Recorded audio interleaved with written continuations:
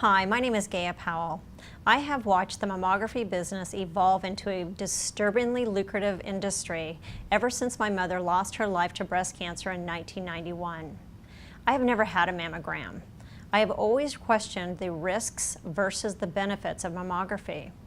Common sense told me that allowing a machine to compress my delicate breast tissue just didn't make good sense, especially if there was a tumor present. I certainly wasn't going to run the risk of having a tumor crushed, spreading the cancer.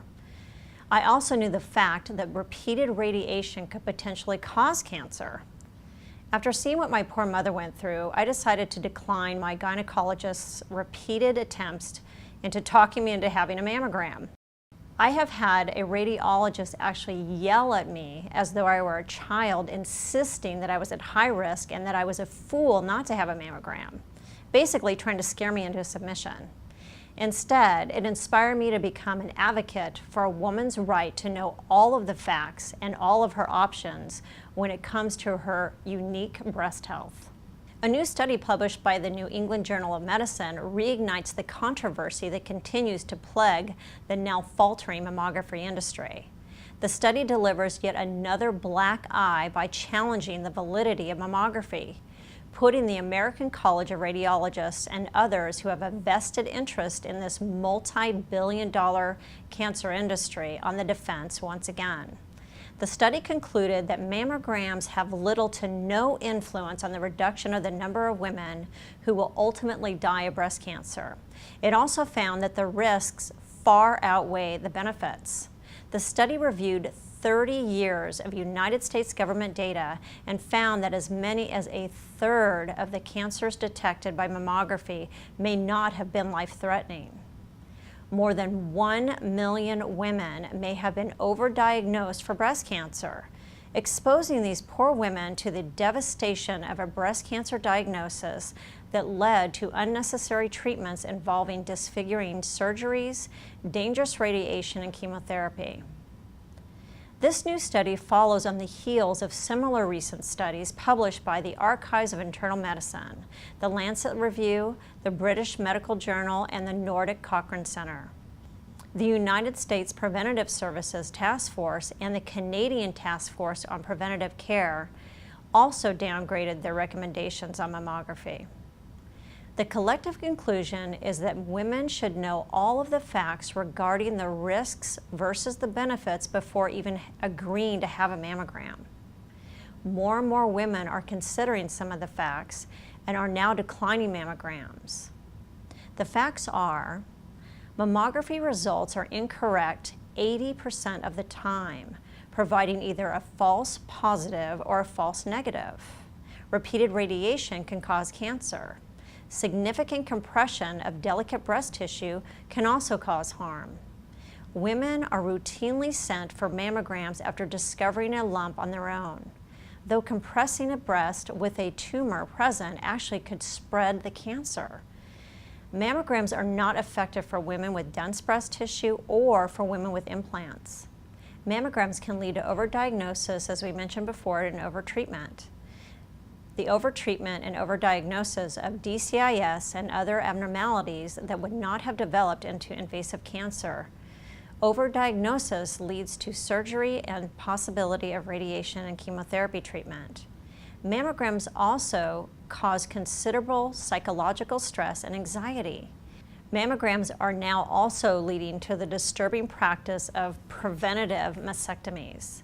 A double mastectomy is a major operation with many potential risks and unforeseen long-term effects, without a guarantee that a woman will remain cancer-free. Fortunately, the new studies have confirmed concerns that many ridiculed skeptics have been voicing for years. These new studies are empowering women to question their doctors and demand answers. Ladies are refusing to be bullied into having a mammogram, keeping the mammography industry on the ropes.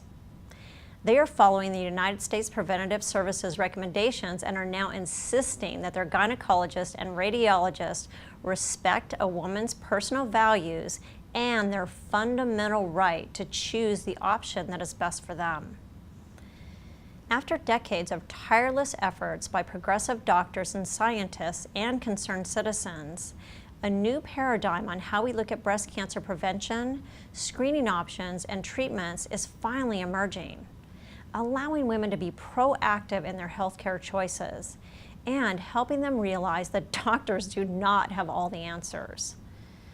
Breast density laws have now been passed in California, Connecticut, New York, Virginia, and Texas, making it mandatory for a radiologist to inform their patients who have dense breast tissue that mammograms are basically useless for them. That is 40 to 50% of women. Dense breast tissue and cancer both appear white on an X-ray, making it nearly impossible for a radiologist to detect cancer in these women. Thankfully, the law is now being considered at a federal level as well. Radiologists in general are not the enemy. They rely on what they learned in medical school, and most follow what is dictated by the American College of Radiology, the American Medical Association, and the FDA. There are many progressive radiologists who already provide density information to their patients and encourage them to utilize other technology options. Unfortunately, the majority of radiologists have kept this potentially life-saving information from women for decades, and our government agencies have failed to protect us from this unethical practice. Most women trust their radiologists are providing them with all of their data. It is unbelievable that this invaluable information has been withheld from women all these years, information that has cost some women their lives. After my mother died at the age of 49, I was not impressed with the path mainstream medicine was on, and sadly not much has changed, except for the fact that the industry has evolved into a tight-knit business model making billions of dollars annually. I decided to take a different path and avoid the rabbit hole some doctors lead their patients down. I continue to research all of my options, and I take responsibility for my own whole health, which obviously includes my breasts, being that my breasts are not separate entities as some would have us believe. I hope this information has been helpful. Be your own health advocate and be well.